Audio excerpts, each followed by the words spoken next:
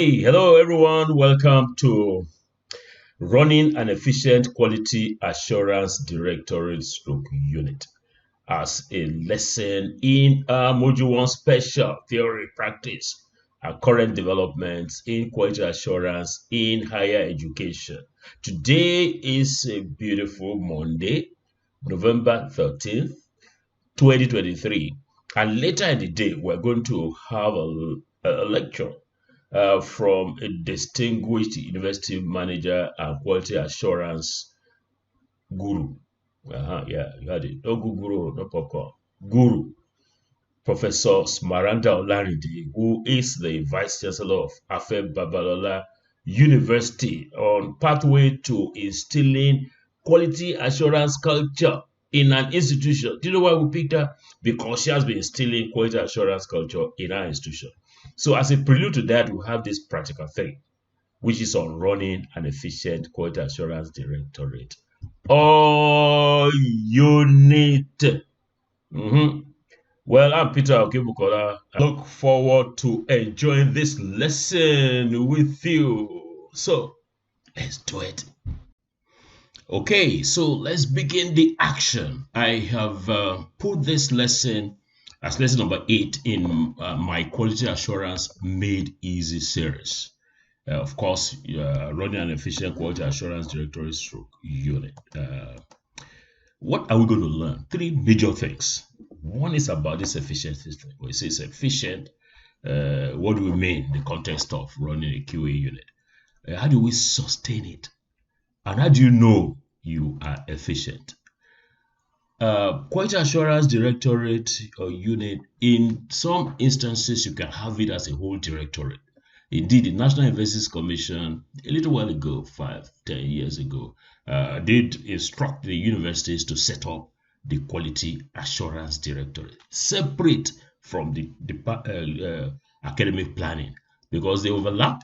But the Quality Assurance Directorate has a different mandate, which we're going to talk about in a minute, or it can be a unit under the Vice Chancellor's office. If the resources are plentiful, you have it as a whole directorate. You have a director, deputy director, host of other people in there, but it can be a unit that has a smaller bureaucracy. So what does efficiency mean?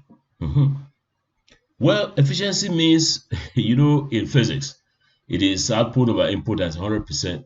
So this is about delivering your mandate as a quality assurance unit. And more importantly, these days, is delivering more with less. Now, the funds are limiting. There is the instruction out there that universities, federal universities, should remit some part of their money and all that. So money is diminishing, but quality, we want to ensure that we maintain it. That's why we're running this course. So what do people deliver more with less? So what's your mandate? The mandate of a quality assurance directorate or the mandate of a quality assurance unit? Quite clear, quite clear. And it fits in with that framework, which we are going to see in a few seconds. The framework you are all very familiar with. That's the input, process, and product. So the mandate is for that directorate or unit to ensure that the quality of input, process, and product variables is maintained. So what is that framework? This is a framework which you are very familiar with, which we developed in 2007, and is still as valid today and forever. If I would modify it slightly. So let's go on to see how we run an efficient directorate with regard to input. So every element in the input cluster, you have to ensure that you maintain quality there. So let's look at them. Let's take, and I'm just going to take a sample of these. You have students, teachers, non-teaching staff, and all that. So you, as the quality assurance director or staff of the quality assurance director, must ensure that you put an eye on the admission of quality candidates. What do I mean by put an eye? Myself, I don't understand. I'm joking. I know. It means that you have to work with the admissions department. You actually should have a quality assurance policy that you are developing now. You are submitting it, we're extending it to Saturday. So that policy will insist that the quality assurance directorate or unit should be an important entity in the admission process, so as to ensure that you don't have poor quality entrance into the system. You talk about students. So for teachers, non-teaching staff, managers and all that, you got to have a presence in the appointments and promotions committee to ensure that the minimum standards laid out for employing staff are met. And then the curriculum, you have to monitor the implementation of the curriculum. You see, let's take the CC Maths for instance. It has minimum things that are provided in there. What is the meaning of monitoring? It's what the meaning of monitoring is monitoring. But it's like I've taken a little bit out of it. It's a coverage of syllabus. So you find some lecturers, there are 15 topics for the semester. They are moonlighting here and there, and they're only able to cover 2 or 3 topics. So you're going to end up with poor quality of products in that course. So how do you monitor the implementation? You have your quality assurance policy, which will allow you to go to class and see that things are done properly and all that. Then let's take the facilities. Maintenance culture. Maintenance culture. You don't have money for new things. The ones that you have, you misuse. So you go to run capacity building activities, train people, go around, ensure that AC units are put off when staff are not in the office and all of that. So maintenance culture by individual staff and students. Now, if you have new buildings that are coming up, you got to liaise with the works and service department and the fiscal planning. I'm telling you, they're going to drive you away. But let's see. So what are you looking for here, my friend? You know, there's corruption in many places. So they will say, my friend, what are you looking for? You say, look, what I'm looking for is we have the minimum specifications for this building in the contract. I just want to see. They'll tell you, my friend, don't shine your eyes here. Go somewhere else. But look, let's just have it. That one of your roles, your mandate, is to ensure that the buildings that are coming up and the other things are meeting minimum specifications. I just picked a few of the input variables there. So let's take on the process. The process, you know, teaching and learning, research and all that. So you as a quality assurance director or head of unit, you ensure that the teaching timetable, there's a timetable published by the department or faculty or university or polytechnic or college of education. You have to ensure, my friend, that the lectures, practicals, and other activities are delivered. So if they are not, there must be a report. And when there's a report, if there is a gap, then some people must have to explain why there's a gap. Now, the lecturers are no robots. Hey, you might have pronounced that word. They say robot. They are no robots.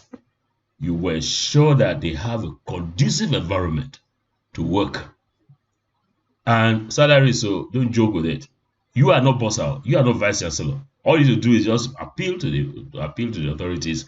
You being a director of quality assurance, that if you don't have money, no food for stomach, no work. So you just have to do your best in this regard. You may not have a chance because the VC may not get the money. So, but anyway, just do the best that you give. You are asking the lecturers to deliver on something. The university or polytechnic or college of education must have to deliver on their own. It's a two-way traffic. Then the students must have optimal learning environment. So you have to work with the Senate Academic Board to ensure that that happens. And academic records must be properly kept, and their assessment must be properly done. Tests, end of semester exams, you have the competition and all of that. Competition must have been properly done. The research, you know, research quality, you must put that at the fore, knowing that the polytech, a higher education institution, has to do mainly with teaching, with research, service to community or community engagement. So this research quality, you have to publish. You have a bulletin which you publish all those stuff that are, you know, publishing in highly reputable journals, and then community participation, those activities within of the community in which you are located, which your university or polytechnic. When I say university, I mean the 3 entities in Nigeria: polytechnics and college of education. And watch out for activities that can bring the name of your institution to disrepute. And then we have leaders everywhere, leaders at the unit level, department, faculty, all of that, college. So you have to, and up to the chief executive, VC Pro. So you have to monitor the activities of the leaders.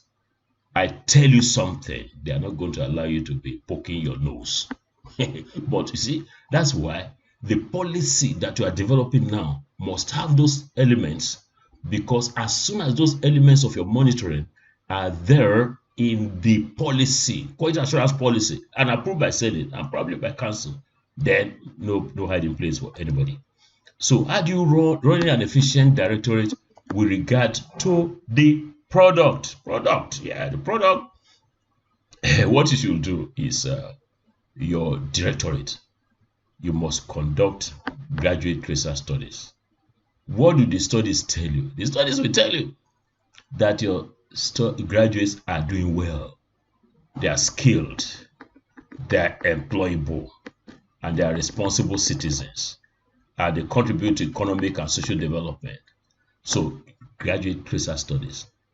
I am not too sure that many of us in this course are in institutions that conduct graduate tracer studies. So, let one of the deliverables that you will make younger when you finish this course, you walk up to the vice chancellor, write a memo to the vice chancellor or to the rector or the provost that you want to conduct tracer studies, especially for those that are graduated at least one set.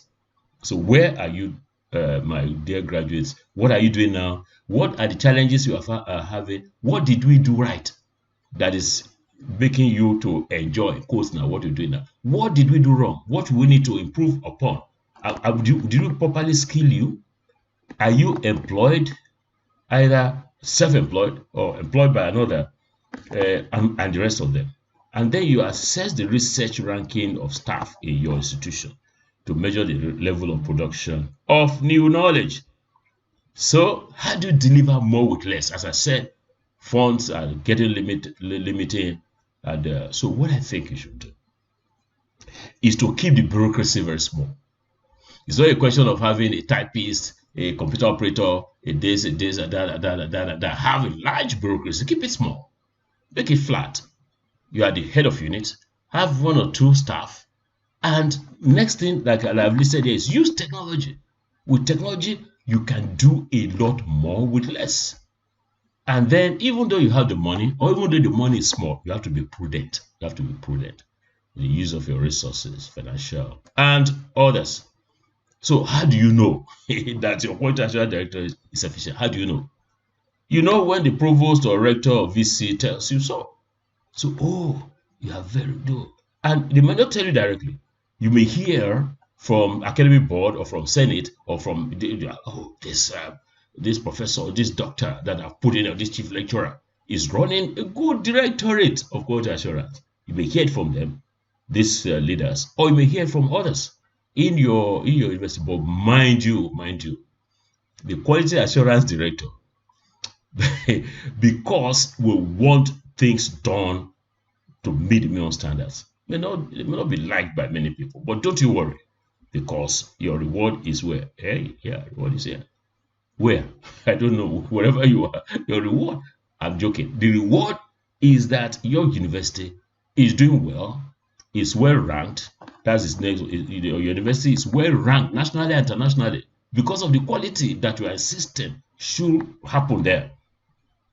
And then when you see candidates rushing for a university or your college of education or your polytechnic, efficiency is there, efficiency. Yeah, and your graduates are in high demand. So these are some of many indicators that your Directorate of Quality Assurance or Unit of Quality Assurance is running efficiently. In summary, what have we learned? 3 things about efficiency. What does it mean? That's within the context of a quality assurance director running it. How do you sustain it? And how do you know you have sustained it? How do you know you are running an efficient quality assurance directorate? I have an assignment for you for practical 3. Practical 1, we didn't have practical 1. We have practical 2A, 2B, and you did very well. Actually, I don't know whether you have done 2B very well because we're expecting 2B, which is the quality assurance policy, to come in on Saturday this week. So you have quite some time to deal with that. What about assignment for practical 3? Now, you have been appointed the director of the Quality Assurance Directorate of your institution. I'd like you to prepare a report on how you will run the quality assurance directorate efficiently. You find some of the ideas in this lesson helpful. You can, if you can add a lot more of your own. So the report, we're making it easy on you in this course. Shouldn't be too lengthy. 2 pages maximum. Yes, 2 pages maximum. Single line spacing, 12 point. Any font. Just 2 pages. And then, mind you, this is very important because wrongly named file will not be scored. We found that in practical 2A, some of you just named the thing practical, whatever. But mind you, if you're watching this video, ensure that you follow this. Your surname, your first name, practical 3, Big Bay module 1. And I'll give you I'll give you an example. Okebukola, that's my surname. Peter, that's my first name. Practical 3, Big Bay module 1 special. That's it. Excellent. That's just the way you got to name the thing. What then do you have to do after having these 2 files? Having these 2 pages? You have to upload this file to the Google form at the link below. I'll show you the link in a minute.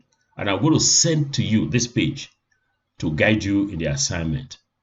And QR code. A QR code man is here. The man is refusing to go away. Of course, QR code would never go away. Anywhere you turn in the world today is QR code. Every corner. Now, wow. So, QR code to your class. You have to upload the QR code to your class personal website. I will give you a demo in a minute. So this is the submission form. You did it in practical 2A, and you're going to do it in practical 2B. So this should be a breeze for you. Submission is a long time from now. Today is the 13th, by the way. So you are submitting just 2-page thing on Tuesday, November 21, 2023 at 6 p.m. Our bad habit, if you like, but it's good though, quality assurance. Bad habit of keeping to time. 6:00 p.m. on that day, which I think is about 7 p.m. in Malawi, but 6:00 p.m. Nigerian time. Tuesday, November 21, the door was shut. You know what? I'm going to throw the key. When we close it off, throw the key inside the Atlantic Ocean. Just a joke. Now, so please ensure that you meet this deadline. It's quite important. Now, let me show you how we move on doing this item here, uploading and the rest. You know it, but just see how I move with it. So here am I with what? With my class site, Peter Okebukola class website. That's for Big Bay module 1 special. Here I have my practical 2A, practical 2B. Now I need practical 3. So what am I supposed to do? Oh yes, I go to pages. I will then insert. I just go to practicals. This one here. Practicals, say add some page. What am I going to type? I'm going to type practical 3. I'm so sorry about my keyboard. It's really very noisy thing. So practical 3. So this practical 3 here. As I said, you can change the image of this practical to anything. You can leave it like this if you want. So what is going to be here? What is going to be here? Yes, did somebody say my 2-page report? Oh yes, I already have a 2-page report. Let me show you the 2-page report. I just put it here like that. You can see the naming. Okebukola Peter, practical 3, Big Bay module 1 special. So that's it. And there's it. It's actually not the thing. It's just some summary of a record of my suffering over the years. So it's just some clip of my CV. So, but this is what I'm going to use as that. So what will you do? What I suggest you do is that your 2-page thing. Copy it like this. I've highlighted everything and I'm copying. What am I going to do next? I'm going to go to my site. See what is going to happen. Yeah, make an assume. Sorry, I'm using some pidgin English just to make the whole thing less. No stress in this matters, and it's as easy as you can see me doing it. So we've created practical 3, and that's where we are. I've copied my 2-page report as the clipboard. So what I will do is I want to put it here, and you go to here text box. You can say it. You can actually play back this video as long as you want. So clipboard. So it is here. So what am I going to do? I'm just going to paste this here. Just a minute. Paste it here. So you can see I've copied the thing here. Wonderful. So this is a 2-page document. That's it. Hey, is that it? Yeah. But what else you need to do is this page. You have to generate the QR code. And to generate the QR code, just right click anywhere here. And you can see create QR code for this page. So I'm creating the QR code, which is this. And I am downloading it. Downloading. Yeah, thing is here. So this is the thing here. Let's go to the where it is on my drive. That's where it is, this one.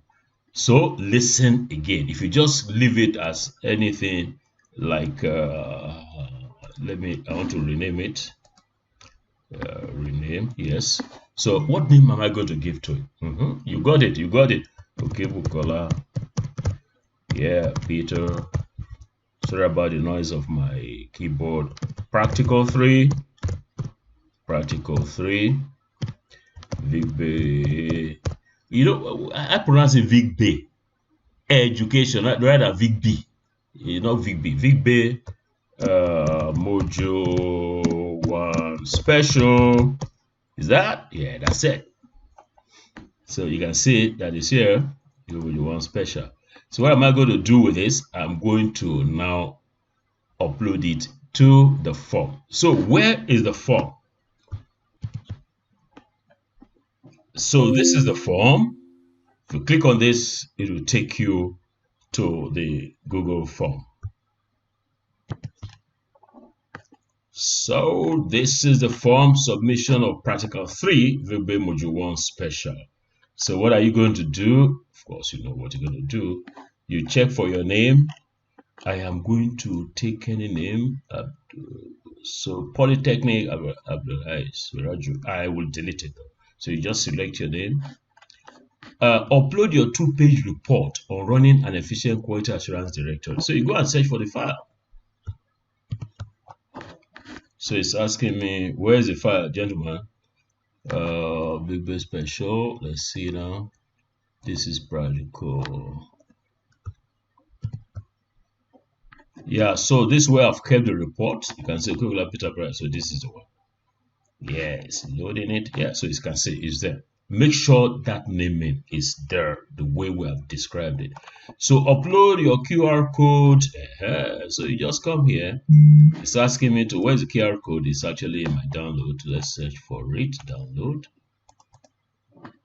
So you can see this is the one. Download. Yeah, that's it. So that's all you submit. Oh, it's as easy as that. Yeah. Congratulations on submission of practical 3. Peter Okebukola. But just before I go, as a quality assurance person, you should be mindful of a few things. Now, I've had some people spell this word and pronounce it wrongly. As I go along during this course, I'll be sharing a few experiences with you. By the way, I'm not an English person. I'm very bad, very bad in English. But the little I know, some little bit, I assume we should share together. This word expatiate, you can see that Microsoft Word has even underlined it. It's not expatiate. The meaning is, okay, let me have more of what you're talking about. Let's expand on it. So people think that there's an N there. My dear colleagues, my dear participants, there's no N in expatiate. This is the right one. Expatiate. So it's not expatiate, it's expatiate. So on that expatiatory note, we'll come to the end of this lesson. Yeah, I hope you have learned a thing or two about maybe 3 or 4 of how to run an efficient quality assurance directorate or unit. I'm hoping to visit your institution someday soon to see how you run your directorate of QA or unit of QA. Until then, it is bye-bye from me, Peter Okebukola.